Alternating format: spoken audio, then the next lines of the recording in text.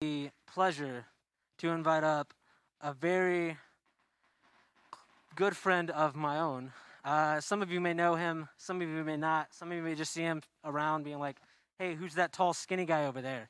He wears hoodies a lot. So, with no further ado, Reed McCrillis, everybody. Give him a big round of applause. He's got a very good message. We are in our fifth week of the series. He's going to kill it. Thank you, Reed. Thanks, Connor. Anytime. So the Wi-Fi, the wind, right? The wind has just been trash for every single reason. But the main reason it's been the worst is because I didn't get to print my message. And that was just the devil. And that's the only reason that the wind even happened. My name's Reed, for anyone that doesn't know me, watching online. I've been an adult leader for three months now, rocking it. Love you guys. Being here every Tuesday is definitely the highlight of my week, every week. But we're continuing our series. Oh no. No. That's Nate's thing. I can't have Nate's thing. Nate has to have his own thing. My thing is hoodies. You guys, you just clap for Nate. We're continuing our series of dual citizenship.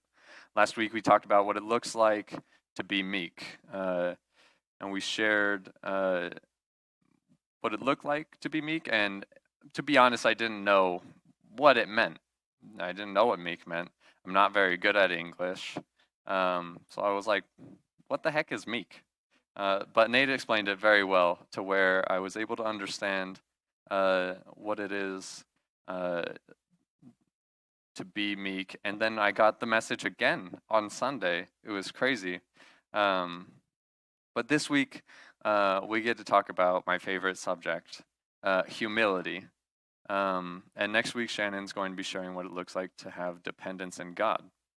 And when I told Nate that I wanted to give one of these messages, he's like, all right, you just have to wait for Shannon to pick which one she's going to speak on, and then you can have the other one. I was like, sweet, that's perfect. I knew which two were coming up, and I was like, I just hope I don't get humility, because then I'll have to be very transparent. But I didn't know how to talk about dependence on God, so I was like, man, either one, like, I'm going to be very nervous for. But God just, he's like, it's better just to, stab you in the front and wreck your pride, so you can talk about humility. So you guys get to see a little bit of the ugly side of me, because I struggle with being humble quite often. I've never always been like very humble. I've always been competitive. I've always taken a lot of pride in winning and being the best. And whether that was just in my friend group or if there was just a competition. It didn't matter what it was in, if it was in video games, board games, sports, that cup grabbing game, like I just want to be the best at it all. And in this, to combat my humility that I don't have most of the time, sadly, is I was blessed by God with my father's wits and quick to speak instead of keeping my mouth shut. And that's been my journey that I've been on for years, because it's always been very easy for me to put others down instead of being nice to them, and to put them down to be the funny kid in the room. But like I said, I'm still working on that. And if I've done that to you, if I've put you down to be funny, I'm sorry. I promise I really didn't mean it to actually insult you. I'm just sometimes not smart enough to come up with better jokes. So that's my bad, and I'm working on that. But my last competition, I am now losing. It's this competition of who is the best house sitter. The competitors, me, Sarah, Nate, Clay, and Zaina. Zaina's not here. but like the rankings, like Nate and Zaina have probably house sit the most, so they put themselves up at the top. I'm house sitting for like the first time this week, like ever. So I was like, now I get to be on the list. But Clay doesn't get to ask like to house sit very often, so he claims that he's an amazing house sitter, but no one asks him. So of course we're all gonna mess with him and be like, there's obviously just a reason that no one wants you to house sit for them. But like I said, then this stupid windstorm happened. So I'm house sitting for the Koliniches. That's why they're not here, and they have 2 dogs. They're both very, very cute. Well, Google Docs is whack. One's name is Angel. Angel's like this big white Labrador dog. I don't know. I don't know dog breeds. She's big, and she's the best. She has a lot of anxiety, so she likes to whine, but it's cute. But she only has one downfall. It's that she sheds. She sheds more than like all these women. Like women like shed a lot. Like they have like all their long hairs. You find them everywhere. Like probably combined in all this room, she sheds more than all these women. It's crazy. The second dog, his name is Jim. Now, when I learned that his name was Jim, I was like, I don't feel like that's like a good like dog name. But I've kind of like come to grow, especially this morning when he found a way to get out. And I had to run around the neighborhood screaming, Jim! And I felt dumb. I felt dumb walking around this neighborhood just screaming, Jim! Jim, where are you? The voice crack, it had to be included because that's what I was doing. It turns out this windstorm knocked out one of the panels in their dog area, and I didn't see it when I let them outside to go have breakfast, do their potties. But so I come outside like 30 minutes later, and Angel is whining, but that's usual because she's whining. But then Jim's not there, so I'm like, where's Jim? Jim's gone. So I went back inside, and I was like, oh my gosh. Then I just go into straight panic mode. I'm like, I just lost someone's dog. Like, if someone lost my dog, like, I'd be so sad. And it'd be so easy to just, like, put the blame on them for losing your dog. And there's, like, nothing you could do. Because they're out of town. And they trusted me to watch their house and their dogs. And now their dog is gone. And so I get inside. I'm in my Jesus sandals still, and I just run out the front door, and I just start yelling, Jim. I don't know what to do. This is the first time I'm house sitting. Even when I lose my dog, like I don't know what to do because normally he just stays in the neighborhood, but it's not my dog. So I'm just in my Jesus sandals, 30-mile-per-hour winds in the neighborhood, and I call Steph. I call the dog's owner, and she didn't answer. So I was like, dang, maybe she's out of service because they're probably camping or hiking or something like that. So I call Zaina. Zaina's like the top at the house sitting list, and she used to live there. So she knows like all about their family, all about the dogs. So I was like, all right, I'll call Zaina. And she came and helped me find Jim. We ended up driving around probably for like an hour and a half. We were still looking for Jim. And we were both like, is there there should be like a guideline for like how you find a dog. Like there should be rules to where it's like, first you go look, then you run around in your Jesus sandals and scream Jim, and then you go home and you wait. Or like, what do you do in between that? So Zaina ended up filing like a missing dog report on like Facebook. And everyone uses Facebook except for me. So I think that's where she did it. But we started driving around more after she put this ad up for Jim. And we got a call while we were driving. And this lady's like, we think you have your dog. Can you just like give me like a little bit of information so we know it's you? I was like, yeah. Like in my head, I'm like, why do I need to give you information about like the dog? Like, it makes sense, right? It makes sense to logically, like, before you give someone a dog, like, you have to know that that's their dog. But who's going to go online and file a missing dog report, put your contact information so that they so that they don't give it to you? That was what was just going through my head at the time in panic mode. Um, so we call them, and I'm like, yeah, his name is Jim. And she's like, oh, yeah, yeah, okay, we got your dog. And I'm like, all right, what's your address? And so she gives me the address. We get to the house, and it's like 50 feet away from the backyard that he escaped. I'm like, you've been here for like 2 hours. You've been in this house like the whole time. And so all of that just to show that God wanted to put me in check about having a lot of pride, about wanting to be the best house sitter, right before I gave my humility message. But I think we've all kind of had those times where we want to be the best, or we think the most of ourselves and less of others. Like I can sink a free throw shot better than you can, so I'm obviously going to be better at sports than you. And I know that's happened to me in sports, board games, whatever you want to name it. I've probably been prideful in that area, but I hate it. I hate the feeling of thinking that I'm the best. Now it's nice to know, like, have that feeling of like I'm the best and I can win, because winning is fun, and I'm not saying winning is bad, but I hate the feeling that I have to be like the most important.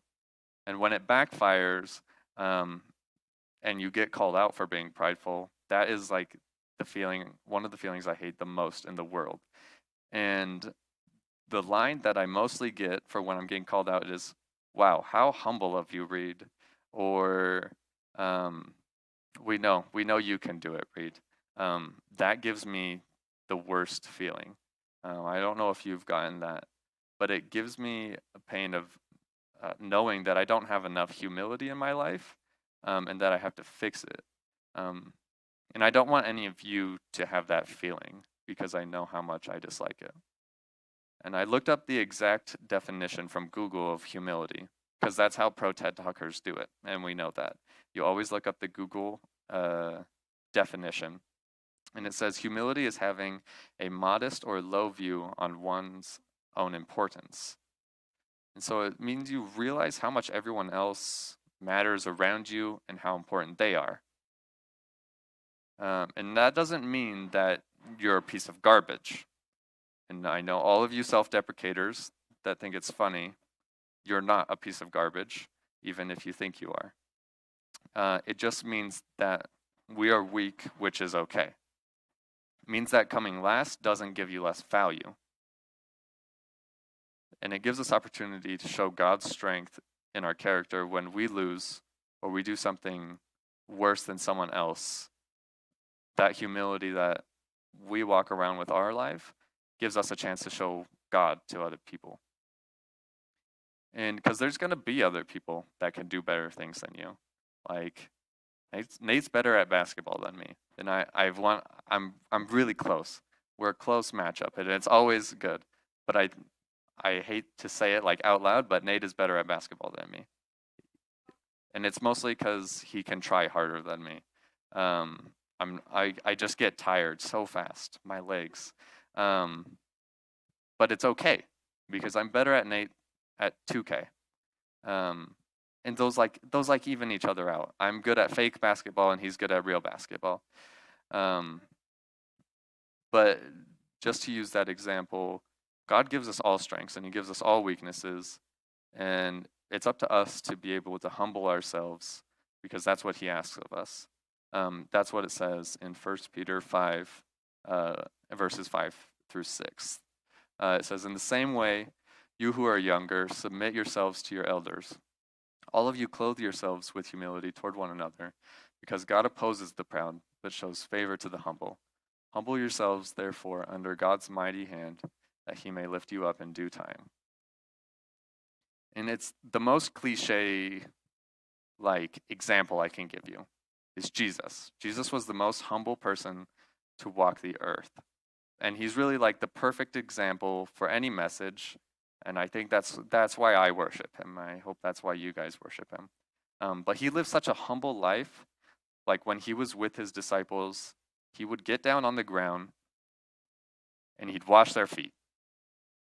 And it's not the same as like if I take off my shoes right now and someone washes my feet. It's not the same because when they walked around, they didn't have paved roads. They didn't have sidewalks. They might have had branches in the street. That might be the only similarity. But the disciples' feet, like anyone's feet back in that time, were disgusting. I don't remember where I learned this, but it's disgusting. Like you don't have like proper like sewage. So like literally you probably got crap on your feet when you're walking around. And Jesus wanted to bring himself down to where he is serving his disciples and show that humility. And there was never anything Jesus did to put himself above anyone else. And he always did right still.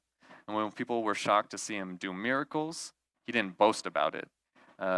Like, yeah, I put mud in this dude's eyes, and now he can see. Like, he didn't just walk around go telling that story. He would heal people, and then he'd tell them, like, you don't have to tell people, like, what I did. He would just say, go spread the gospel. Go tell people about my dad. And he just made it about God. And another verse that I love, that I have to remind myself quite often is Proverbs 11:2. It's in the CSB version. It says, when arrogance comes, disgrace follows, but with humility comes wisdom. And when we act in humility, conflict has less space to occupy. If you do something wrong, but you own it, your response is going to be 10 times better than you try to act like when you did nothing wrong in the first place. Humility is so useful when tearing down walls that someone else has put up in between you and themselves. That's why, unlike the world that encourages hiding shortcomings, hiding your failures, showing off your abilities, and being first place, the kingdom teaches humility, showing weakness, and being okay to come in last. Humility requires kneeling before God and going down to that level. I shouldn't want to have that feeling of I'm on stage and I'm speaking and I'm not able to get on my knees and do the classic Rob and I just lift my hands. There's nothing that should ever happen in this world where I wouldn't just lay down and get on my face right now. There's nothing. My God is more powerful than that. My God loves me more than that. My God loves you all more than that. So that's what I want you guys to do this week. I'm not saying you gotta get on your knees and do it right now, but really find somewhere, like alone, and ask God to search for an area of your life where you think your pride is, and ask Him to take it. But just remember, this isn't like a one-time thing where I go, God, I'm prideful. I think winning has become too much of a value for me, and I don't appreciate others for having fun playing the game that we just played. I need you to take this pride out of my life. It's not going to go after I ask that one time. It's a continuous thing to ask God to search that pride in your heart. I know I've had to do it for years, and I know after asking God to take that pride out of my heart, it's always been the easiest to enjoy myself around others, where it's not I'm trying to win against others. And that's really what God wanted us to do. Just love God, love people, and it's that simple. And I think with that pride in my life, it makes it so much harder to love people when I'm losing. And I think that God doesn't want you to have that pride in your life. God wants you to live like Jesus. I want to live like Jesus, but he's Jesus, so it's not easy. And I think a great step to do that is take a knee, take a break in your life, and ask God. That's that's my only thing I got for you this week. Uh, take a knee and ask God, uh, what part of you should be taken out that's not actually you. I'll close this in prayer. Jesus, thank you so much for everything that you've given us. Thank you for power. Thank you for Wi-Fi. Thank you for running water, good sewage systems, God. Um, thank you for everything that you blessed us with to live in such a country where we have amazing freedoms, God, to where we can gather here and worship you. And thank you for showing me that I need to humble myself in a room full of others, God. Thank you for letting me know that I'm not the most important in the room, and that everyone here is just as important. And in your word, it says that we are masterpieces, and that you don't make mistakes, God. Um, thank you for loving us from the beginning more than we could ever ask, God. And I pray that everyone has a good week and is safe from all the wind and the fires that it's causing, God.